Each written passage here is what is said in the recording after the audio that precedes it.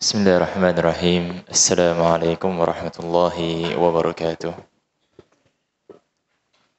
Innal hamdalillah nahmaduhu wa nasta'inuhu wa nastaghfiruh wa na'udzu billahi min shururi anfusina wa min sayyiati a'malina. May yahdihillahu fala mudilla lahu wa may yudlil fala hadiya lahu. Asyhadu an la ilaha illallah wahdahu la syarika lahu وأشهد أن محمدا عبده ورسوله لا نبي ولا رسول بعده يا أيها الذين آمنوا اتقوا الله حق تقاته ولا تموتن إلا وأنتم مسلمون يا أيها الناس اتقوا ربكم الذي خلقكم من نفس واحدة وخلق منها زوجها وبث منهما رجالا كثيرا ونساء واتقوا الله الذي تساءلون به والأرحام إن الله كان عليكم ركيبا فإن أصدق الحديث كتاب الله وخير الهدي هدي محمد صلى الله عليه وسلم وشر الأمور محدثاتها فإن كل محدثة بدعة وكل بدعة ضلالة وكل ضلالة في النار اللهم لا سهل إلا ما جعلته سهلا وأنت تجعل الحزن إذا شئت سهلا يا حي يا قيوم برحمتك نستغيث أصلح شأننا كله ولا تكلنا إلى أنفسنا طرفة عين أما بعد Alhamdulillah segala puji bagi Allah Subhanahu wa taala Rabb semesta alam yang mana masih memberikan kepada kita peluang untuk dapat bertemu kembali dalam sebuah kajian ini yang kami memberi tema yaitu adab membaca Al-Quran. Dan saya rasa tema ini juga bukanlah asing bagi kita semua. Ya, mungkin di antara kita ada yang sudah sering mendengarkannya atau membacakan adab-adab membaca Al-Quran di dalam kitab-kitab para ulama. Dan tema ini juga telah kita sampaikan pada bulan Ramadan kemarin di grup WA. Telah kami sampaikan di dalam grup itu pada hari yang ke-13 pada bulan Ramadan. Namun pada malam ini hanya ingin kami sampaikan tentang yaitu kita mengulang kaji atau murajaah tentang adab-adab membaca Al-Quran. Yang mana kita semua ketahui bahwasanya Al-Quran adalah kalamullah. Ya, ia bukan sembarang kitab. Ia harus dibaca dengan cara yang baik. Ia bukan seperti buku-buku yang lainnya ataupun koran yang mana kita bisa baca seenaknya atau kita bisa meletakkan seenaknya. Tetapi Al-Quran ia merupakan kalamullah yang mana harus bagi seorang Muslim untuk lebih mengetahui lagi tentang adab-adab ketika ia membaca Al-Quran. Baik, yang pertama adalah famin adabi tilawah. Adapun adab yang pertama adalah ikhlasun niyyah lillahi ta'ala. Ya, jadi seorang Muslim yang harus ia lakukan apabila pertama kali dia hendak membacakan Al-Quran, dia harus ikhlas membaca karena Allah Subhanahu wa taala. Ya, ini merupakan perkara yang paling utama apabila kita hendak membacakan Al-Quran atau membaca Al-Quran, maka kita harus perhatikan ikhlas kita. Harus senantiasa kita memperbarui niat kita. Ya. Karena di situ terdapat banyak sekali keutamaan orang yang selalu membaca Al-Quran. Sebagaimana kita semua sering mendengarkan Nabi kita alaihi salatu wassalam bersabda, khairukum man ta'allama al-Qur'ana wa 'allamah. Ya, sebaik-baik kalian adalah orang yang mempelajari Al-Quran dan mengajarkannya. Ya, kemudian dalam hadis yang lain Beliau alaihissalatu wassalam bersabda, "Al-mahiru bil Qur'an ma'as safatil kiramil bararah." Ya, orang yang mahir dalam membaca Al-Quran, ia akan bersama para malaikat yang lagi mulia dan lagi taat kepada Allah. Ya, apa kita semua ketahui bahwasanya para malaikat, mereka itu tidak akan melakukan satu pelanggaran pun. Ya, la ya'sunallaha ma amarahum wa yaf'aluna ma yu'marun. Mereka senantiasa patuh kepada perintah Allah Subhanahu wa taala. Kemudian orang yang terbata-bata dalam membaca Al-Quran, maka kata Nabi alaihissalatu wassalam, apa hadisnya? Walladhi yaqra'ul Qur'an wa yata'ahaduhu fa'alaihi ajran. Ya, jadi orang yang belum bisa dalam membaca Al-Quran ataupun dia belum mahir, maka ia hanya mendapatkan 2 ganjaran. Ya, ini merupakan suatu hadis yang bisa memberi motivasi bagi kita semua untuk kita bisa memilih. Ya, kalau seorang muslim itu dia berakal, dia cerdas, maka sudah tentu dia akan memilih untuk senantiasa bersama para malaikat. Ya, dia tidak mau hanya mendapatkan 2 pahala saja. Akan tetapi dia ingin mengambil pahala yang sebesar-besarnya. Baik. Adab yang pertama adalah ikhlas an-niyah lillahi ta'ala. Yaitu hendaklah seorang muslim dia mengikhlaskan niatnya karena Allah Subhanahu wa taala. Ya, karena membaca Al-Qur'an itu merupakan ibadah yang sangat mulia. Ya, ia bukan seperti macam kita membaca koran ataupun majalah ataupun buku-buku yang lainnya. Tetapi kita membaca Al-Quran 1 huruf saja, maka kita akan mendapatkan pahala yang besar di sisi Allah Subhanahu wa taala. Ya, la aqulu alif lam mim harfun. Ya. Dan bukanlah aku mengatakan bahwasanya alif, lam dan mim itu 1 huruf. Ya, walakin alifun harfun wal lamun harfun wa mimun harfun. Akan tetapi alif itu 1 huruf, dan lam itu 1 huruf, dan mim itu 1 huruf. Ya. Lalu bagaimana apabila kita di setiap harinya kita sering membacakan Al-Quran? Berapakah pahala yang kita dapatkan di sisi Allah Subhanahu wa taala? Tentunya dengan adab yang pertama tadi, yaitu ikhlas lillahi ta'ala. Ya, ini juga merupakan perkara yang sangat sulit. Karena kalau orang yang mana dia sudah mahir dalam membacakan Al-Quran, ya, terkadang akan muncul di dalam fikirannya ataupun terbesit dalam hatinya. Ya, dia ingin dipuji ataupun dia ingin didengar oleh kaum muslimin yang senantiasa memujinya. Maka ini merupakan salah satu cobaan ujian yang sangat berat bagi orang menghafalkan Al-Quran. Akan tetapi kalaulah dia senantiasa ikhlaskan niat karena Allah Subhanahu wa taala, maka perkara itu semua tadi akan hilang dengan begitu saja. Baik, Allah Subhanahu wa taala berfirman, "Inna anzalna ilaikal kitaba bil haqq fa'budillaha mukhlishan lahuddin." Ya, sesungguhnya kami menurunkan kepadamu wahai Muhammad, ya, kitab yang telah hak, kitab yang telah benar, yaitu Al-Quran. Fa'budillaha mukhlishan lahuddin. Maka sembahlah engkau kepada Allah dengan memurnikan keikhlasan hanya kepada Allah Subhanahu wa taala. Ya, jadi adab yang pertama di antara adab-adab dalam membaca Al-Quran, yaitu senantiasa kita mengikhlaskan niat karena Allah Subhanahu wa taala. Kemudian yang kedua adalah wa min adabiha an yaqra'a biqalbin hadirin. Ya.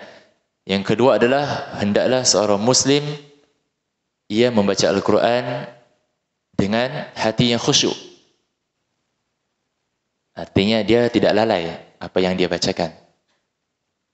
Nah, ini agak repot sedikit. Karena kalau kita ingin memahami Al-Quran, apabila kita ingin mentadaburinya, maka kita harus mempelajari bahasa Arab. Makanya, alhamdulillah pada saat ini kita telah memiliki terjemahan bahasa Al-Quran, baik itu dari bahasa Indonesia maupun Arab ke Arab maupun ke dalam bahasa yang lainnya. Maka boleh saja bagi seorang muslim apabila dia hendak menghadirkan khusyuk dalam membacakan Al-Quran, maka boleh saja dia membuka Al-Quran lalu dia membuka mushaf yang ada terjemahannya. Ya, karena kalau dia baca begitu saja tanpa dia belum bisa bahasa Arab, maka ini akan menjadi kesulitan yang sangat besar. Baik. Wa huwa yatadabbaru ma yaqra'u wa yatafahhamu ma'aniyahu. Ya, dia berusaha membacanya dan berusaha untuk mentadabburinya. Apa yang dia bacakan, sehingga ayat-ayat yang telah dia bacakan tadi ataupun surah-surah yang telah dia bacakan tadi itu dapat dia memahami maknanya. Ya, maka apabila seorang muslim dia faham tentang ayat itu ataupun tentang surah itu, maka akan timbul rasa khusyuk dalam membaca kalamullah. Ya, ini merupakan perbedaan yang sangat besar bagi orang yang belum bisa dalam bahasa Arab, maka dia akan membacanya dengan begitu saja. Ya, kalau orang yang dia mengerti bahasa Arab, mungkin dia akan mendapatkan ayat-ayat tentang ancaman, maka mungkin dia akan diam sejenak. Ataupun ia akan mendapatkan ayat-ayat berita gembira, ataupun ayat-ayat tentang hukum Allah, maupun hal-hal yang lainnya. Maka salah satu cara apabila kita hendak mentadabburi Al-Quran, yaitu dengan kita memahami isi maknanya. Baik itu dengan tafsirnya, ataupun kosakatanya, ataupun paling minimal kita mengetahui artinya saja. Ya. Kemudian dalam membaca Al-Quran ini, ia merupakan perkara ibadah yang sangat mulia. Ya, seakan-akan kita sedang berbicara kepada Allah Subhanahu Wa Taala. Ya, mungkin kita semua sudah sering dengar apa makna ihsan. Apa makna ihsan? Ya, Bapak-bapak. Apa makna al-ihsan di dalam hadis arba'in?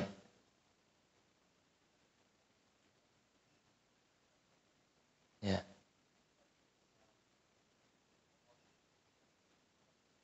Masya Allah. Das. Jadi kata al-ihsan, kata Nabi Muhammad SAW, artinya adalah an ta'budallaha ka'annaka tarahu. Ya, engkau beribadah kepada Allah seakan-akan engkau melihatnya. Jadi dalam bentuk apapun ibadah itu kita melakukan, baik itu dari solat, kita membaca Al-Quran, ataupun perkara yang lainnya, maka kita menghadirkan dalam diri kita seakan-akan kita melihat Allah Subhanahu Wa Taala. An ta'budallaha ka'annaka tarahu, fa in lam takun tarahu, maka apabila engkau tidak dapat melihat Allah, fa innahu yaraka. Ya, maka kalau seorang muslim dia menghadirkan perkara ihsan ini dalam dirinya, dalam dia melakukan ketaatan kepada Allah Subhanahu Wa Taala, baik itu dari salat, puasa, haji, umrah, bahkan hal-hal yang lainnya, kalaulah dia menghadirkan kata al-ihsan dalam dirinya, maka insyaallah dia akan menghadirkan kekhusyuan yang ada di dalam dirinya. Ya, jadi sebisa mungkin bagi seorang muslim, ia harus melakukan ketaatan kepada Allah dengan penuh rasa khusyuk kepada Allah Subhanahu Wa Taala. Baik, adab yang ketiga adalah an yaqra'a ala taharah. Ya, dia membaca Al-Quran dalam keadaan berwudu atau bersuci. Baik, lianna hadza min ta'dimi kalamillah azza wa jalla, karena ini merupakan salah satu pengagungan kepada kitabullah. Ya. Jadi Al-Quran itu harus kita agungkan, harus kita muliakan. Baik, apakah di dalam Al-Quran itu bolehkah kita meletakkan pulpen ataupun hal-hal yang kecil di atas Al-Quran, di atas mushaf tersebut?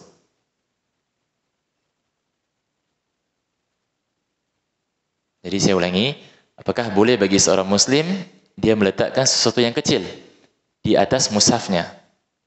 Baik itu kacamatanya, ataupun pulpen, ataupun hal-hal yang lainnya. Maka di sini kata para ulama, bahwasanya tidak layak bagi seorang Muslim dia meletakkan sesuatu apapun itu. Walaupun sekecil apapun juga, baik itu dari kacamatanya, atau pulpennya, atau hanya selembar kertas. Ya, karena kalau dia telah melakukan perkara tersebut, itu berarti dia tidak mengagungkan ilmu Allah Subhanahu wa taala. Ya, lalu bagaimana kita ingin mendapatkan keberkahan dari ilmu tersebut?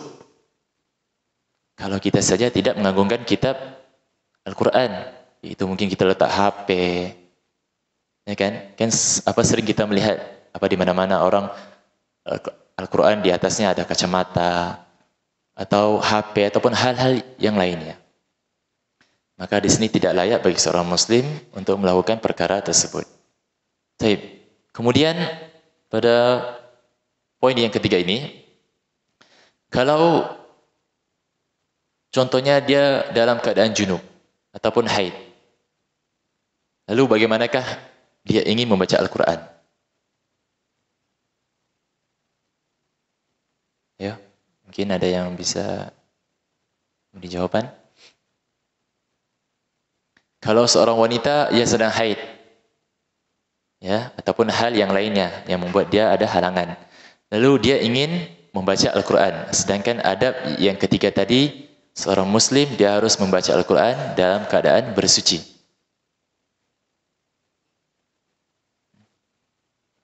Maka di sini kata para ulama, boleh bagi seorang wanita ia membaca Al-Quran dengan ia memakai alas tangan, atau dia menggunakan tisu ataupun kain, yang mana secara zahirnya tangannya itu tidak tersentuh langsung dengan mushaf itu tadi.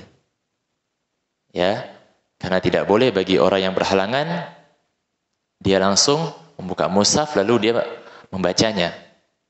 Tetapi harus dia menghindari perkara itu dengan dia memakai alas tangan ataupun dia menggunakan tisu ataupun kain yang kecil sehingga dapat mengganti dari halaman ke halaman yang lainnya. Baik, kemudian di sini Syekh berkata bahwasanya walil junubi an yadhkurallaha ta'ala wa yad'uwa bima yuwafiqullah idza lam yaqsil al-Quran.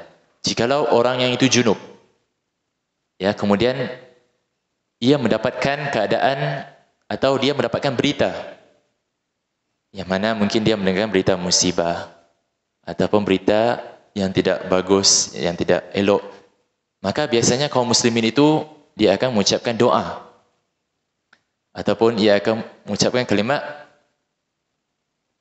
istirja, inna lillahi wa inna ilaihi raji'un, yang mana apa kalimat tersebut ataupun ayat tersebut ada di dalam Al-Quran. Ya, maka di sini kata Syekh, maka apabila dia bukan tujuannya untuk membaca Al-Quran, yaitu dia hanya untuk membacakan doa, maka perkara itu boleh-boleh saja, sah-sah saja. Akan tetapi apabila dia hendak membacakan Al-Quran, maka dia harus bersuci terlebih dahulu. Baik. Mungkin ada yang ingin bertanya sebelum kita lanjut? Tidak ada. Baik. Poin yang keempat yaitu adalah alla yaqra al-Quran fil amakin mustaqdharah. Yaitu seorang muslim ia membaca Al-Quran di tempat yang paling mulia. Di manakah tempat yang paling mulia? Ayo Bapak-bapak. Masjid, alhamdulillah. Jadi tempat yang paling mulia, tempat yang paling bagus untuk kita bisa membaca Al-Quran yaitu di masjid.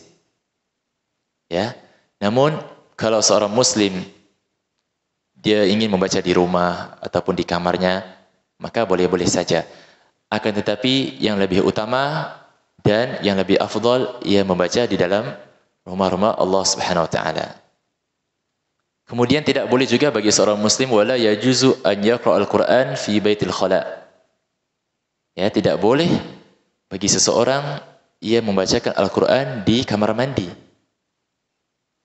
Ya, atau di WC atau di toilet, karena perkara tersebut tidaklah pantas untuk dibacakan di dalam WC. Ya. Baik, mungkin ada yang ingin bertanya, kalau orang yang membaca Al-Quran, kan poin tadi ataupun adab yang telah kita sebutkan, dia harus membaca dengan keadaan khusyuk. Ya. Lalu kalau dia membacakan Al-Quran di dalam kendaraan, baik itu di pesawat atau mobil ataupun di dalam perjalanan, maka bagaimanakah hukumnya? Apakah dia harus senantiasa menghadirkan khusyuknya atau bisa dibaca begitu saja? Ya. Baik, maka di sini kata para ulama, boleh-boleh saja bagi seorang muslim ia membaca Al-Qur'an di dalam kendaraannya. Baik itu dia bernaik mobil atau kereta atau pesawat ataupun kendaraan yang lainnya. Selagi yang apa dia ucapkan, selagi apa yang ia bacakan itu sesuai dengan makna dari kalamullah. Ya, tidak makharijul hurufnya tidak salah atau panjang pendeknya itu tidak benar. Yang mana harusnya dia waqaf, dia malah teruskan.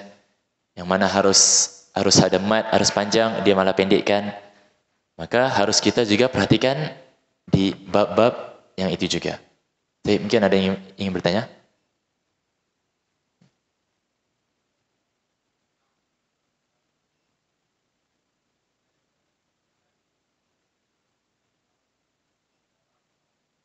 Nah, baik. Itu akan kita dapatkan nanti, ya, pembahasan berikutnya. Baik, kemudian adab yang kelima yaitu ayyasta'idza billahi minasyaitonir rajim. Ya, adab yang kelima yang harus dilakukan oleh setiap muslim apabila dia hendak membacakan Al-Quran, yaitu dia senantiasa memohon perlindungan kepada Allah Subhanahu wa taala dari syaitan yang terkutuk. Ya. Karena apabila kita tidak memohon perlindungan kepada Allah, maka boleh saja baru baca 1 menit atau bahkan setengah ayat, maka akan datang godaan-godaan yang ada. Maka selainnya bagi seorang muslim apabila dia hendak membacakan Al-Quran, maka ia memulai dengan ta'awudz atau dengan kalimat a'udzubillahi minasyaitonir rajim. Ini berdasarkan firman Allah Subhanahu wa taala, fa idza qara'tal Qur'ana fasta'idz billahi minasyaitonir rajim. Apabila kamu membacakan Al-Quran, maka memohonlah perlindungan kepada Allah Subhanahu wa taala dari syaitan yang terkutuk. Ya. Jadi harus bagi seorang muslim apabila dia hendak membaca Al-Quran, dia membaca at-ta'awudz. Kemudian dalam masalah basmalah ataupun bismillahirrahmanirrahim, apakah kalau dia hendak memulainya, dia hendak membacakan Al-Quran, apakah harus dia memulai juga dengan bismillahirrahmanirrahim? Atau cukup dengan a'udzubillahi minasyaitonir rajim saja? Mungkin ada yang ingin menjawab?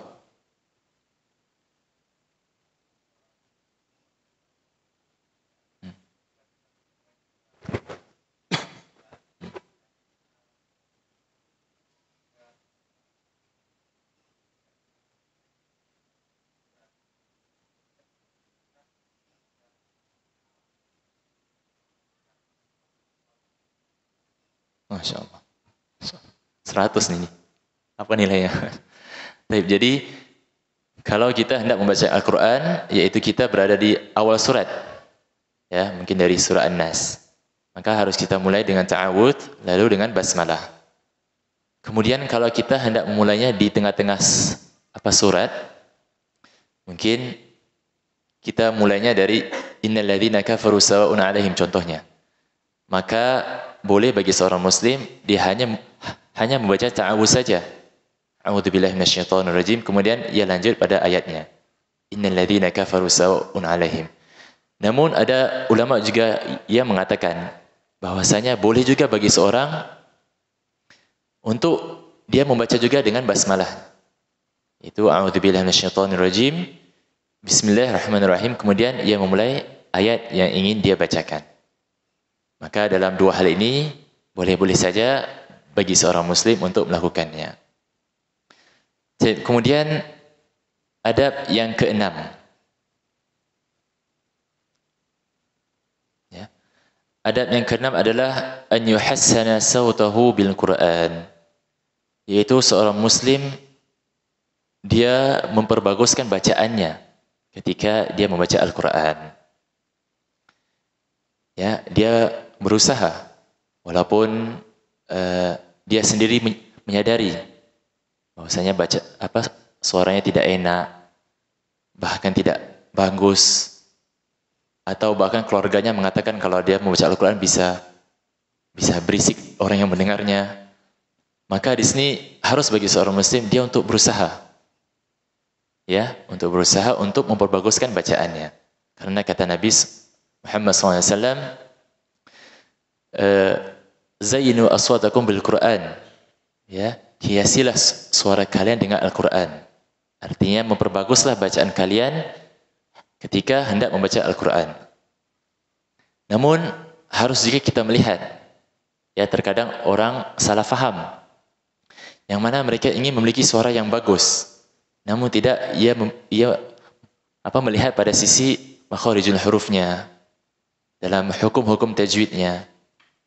Ya, maka yang harus dilakukan oleh seorang muslim apabila dia hendak memperbaguskan bacaannya, yang paling utama ia lakukan harus ia mempelajari makharijul hurufnya ataupun hukum-hukum yang berkaitan dengan tajwid, sehingga apabila ia mengucapkan setiap huruf, maka dia ketahui huruf ini harus keluarnya itu dari mana.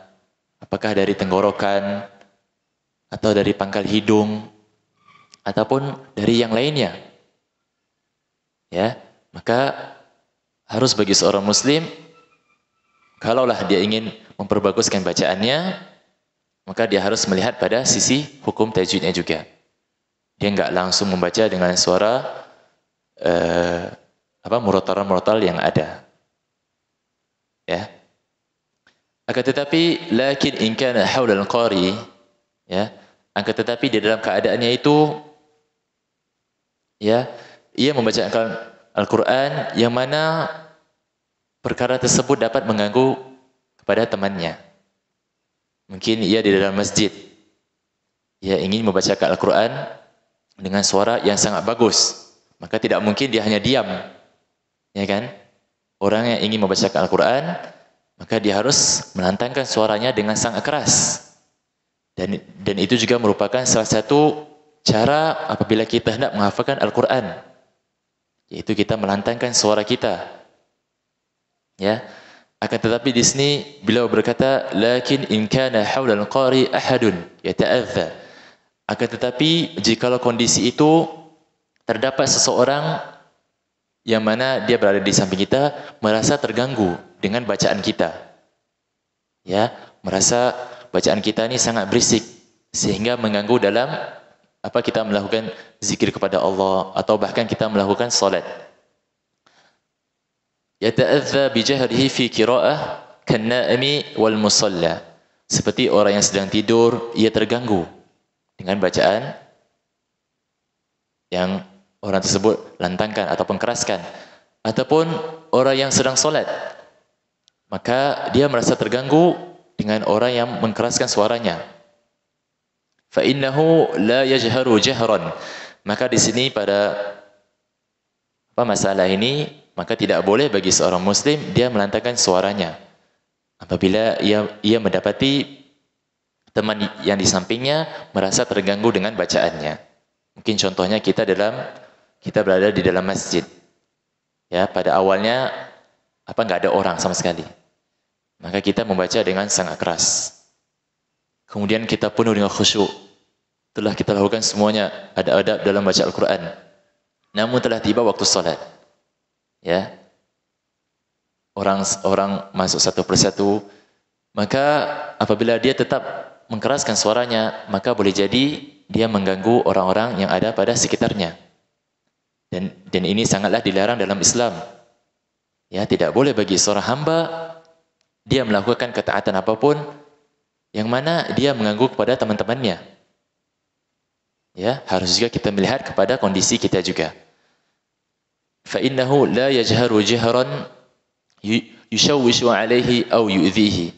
Bisa jadi ia mengganggu kepada temannya atau ia menyakiti temannya dengan bacaannya itu tadi. Ya. Mending kalau bacaannya bagus. Kalau bacaannya mohon maaf bikin telinga berisik, maka lebih-lebih lagi mengganggu. Ya. Maka harus kita perhatikan kondisi ini juga. Kalau kita berada dalam kamar, ya, anak kita sedang tidur atau istri ingin istirahat, maka kita pelankan suara kita. Ataupun kita keluar dari kamar, baik kita baca di ruang tamu ataupun di kamar yang lainnya. Ya, karena Nabi Muhammad SAW pernah keluar, kharaja 'alan nasi wa hum yusallun. Ya, beliau alaihi salatu wasallam keluar ke manusia. Dan Nabi alaihi salatu wasallam mendapati bahwasanya mereka sedang melakukan salat. Wa yajharuna bil qiraah, dan mereka mengkeraskan suaranya di dalam salat itu tersebut. Faqala Nabi sallallahu alaihi wasallam, innal musalla yunaji rabbahu falyanzur bima yunajihi wa la yajhar ba'dukum 'ala ba'din fil Qur'an. Ya, sesungguhnya orang yang sedang salat itu dia berada senantiasa bermunajat kepada Rabb-nya. Artinya dia hanya berdua-duaan. Falyanzur bima yunaji bihi, maka lihatlah kepada siapa kamu sedang bermunajat. Ya, wala yajhar ba'dukum 'ala ba'din fil Qur'an, dan janganlah kalian saling mengkeraskan suara kalian dalam membaca Al-Qur'an. Ya, ini sering kita mendapatkan ya pada saat ini ataupun zaman ini, apabila hendak mulainya waktu salat ataupun terlebihnya bulan Ramadan, ya kan, sering kita mendapatkan di setiap musala membacakan Al-Qur'an dengan suara yang sangat lantang, dengan sangat keras, sehingga kita merasa terganggu. Maka perkara ini adalah perkara yang tidak layak. Ya, ini bukan perkara yang boleh dilakukan oleh setiap muslim. Baik. Kemudian adab yang ketujuh, yaitu an yuratil Al-Qur'an tartilan. Ya, seorang muslim dia berusaha untuk membaca Al-Qur'an dengan secara pelan-pelan. Ya, dia tidak membaca dengan sangat kencang ataupun sangat cepat, akan tetapi dia membacanya dengan sangat pelan. Di sini Allah SWT berfirman, waratil Qur'ana tartila, dan tartilkanlah Al-Qur'an itu atau pelankan bacaan itu dengan cara yang sangat pelan. Ya, fayaqra'uhu bitahammulin biduni sur'atin. Maka selayaknya bagi seorang muslim dia membaca Al-Qur'an dengan cara yang pelan, tanpa dengan secara cepat-cepat. Ya. Karena kalau orang yang mana dia belum mengerti hukum-hukum tajwid tentang Al-Qur'an, atau bahkan dia tidak mengetahui akan panjang pendeknya, namun kalau dia membaca secara cepat, maka itu dikhawatirkan akan merubah makna dari isi Al-Qur'an. Ya, jadi seorang muslim dia harus membaca Al-Qur'an dengan secara pelan. Baik. Wasuila Ummu Salamah radhiyallahu anha an qiraatil Qur'an, an qiraatin Nabi sallallahu alaihi wasallam. Ummu Salamah ditanya tentang bacaannya Nabi Muhammad sallallahu alaihi wasallam. Bagaimanakah cara bacaannya Nabi Muhammad? Maka beliau berkata, kana yuqatti'u qira'atahu ayatan. Ya. Maka Nabi kita alaihi salatu wassalam, beliau membaca Al-Quran dengan potongan satu ayat. Ya. Mungkin contohnya alif lam mim, terus berhenti sebentar. Kemudian dengan lanjutkan. Ya, wala ba'sa bisur'ati allati laysa fiha ikhlalun bil lafdhin bi isqatin ba'da hurufin aw idghami ma la yasihu idghamuhu. Dan tidaklah mengapa bagi seorang muslim dia membaca dengan secara cepat tanpa dia merubah lafaz-lafaz Al-Quran atau tanpa dia merubah maknanya. Itu tadi telah kita berikan contoh, apabila ayat itu panjang atau mat itu panjang, maka dia harus membawakan mat yang sangat panjang. Apabila ayat itu pendek, maka dia harus membaca dengan cara yang pendek, walaupun dia membaca dengan secara cepat. Fa in kana fiha ikhlathun bil lafzi fa hiya haramun li'annaha taghyirun lil Qur'an. Namun apabila dia membaca dengan secara cepat, kemudian bisa merubah maknanya, maka perkara ini sangatlah dilarang, karena ia telah merubah isi dari Al-Quran itu sendiri. Kemudian yang terakhir adalah an yasjuda idza marra bi ayatin sajdatin. Dia melakukan sujud tilawah apabila ia mendapati ayat-ayat tentang sujud tilawah itu tadi. Baik. Tata caranya gimana? Wa huwa ala wudu'in. Yang pertama, dia dalam keadaan berwudu. Ya, atau dia dalam keadaan bersuci. Kemudian fayukabbiru lisujudi wa yaqulu subhana rabbil a'la. Kemudian dia bertakbir dan dia sujud, lalu dia membacakan doa-doa yang ada pada sujud. Mungkin contohnya apa, subhana rabbil a'la ataupun doa-doa yang lainnya. Thumma yarfa'u, kemudian dia bangkit. Ya, thumma yarfa'u minas sujudi biduni takbirin wala salamin. Kemudian dia bangkit dari sujud itu tadi tanpa dengan takbir dan tanpa dengan salam. Ya, jadi itu tata cara bila kita hendak melakukan sujud tilawah. Maka yang pertama tadi kita dalam keadaan bersuci, lalu kita bertakbir, kita sujud, kemudian kita membacakan doa sujud itu tadi, lalu kita bangun tanpa dengan takbir dan tanpa dengan salam. Saya rasa sudah masuk waktu Isya. Ada yang ingin bertanya sebelum kita tutup?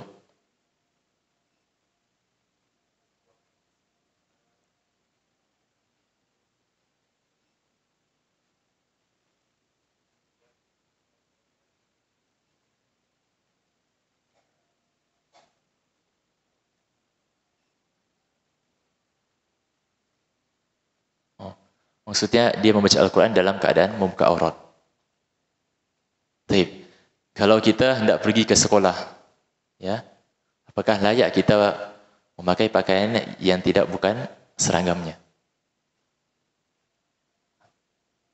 Atau kita hendak berangkat ke kerja, yang mana pada perusahaan itu ataupun kantor itu telah ditetapkan bahwasanya seragam adalah warna sekian, sekian, sekian.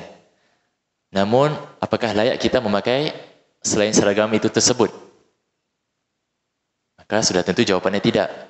Lalu bagaimana apabila kita hendak melakukan ibadah yang sangat mulia ini? Maka terlebih lagi kita menjaga aurat kita. Atau paling tidaknya kita menutupi seluruh aurat kita. Baik itu dari pakaian yang biasa, bukan yang gamis ataupun jubah. Sehingga apabila kita hendak membacakan Al-Quran, benar-benar aurat kita semua telah tertutupi. Wallahu a'lam. Baik, kita tutup sampai sini saja. Subhanakallahumma wa hamdika asyhadu an la ilaha illa anta astaghfiruka wa atubu ilaik. Wassalamualaikum warahmatullahi wabarakatuh.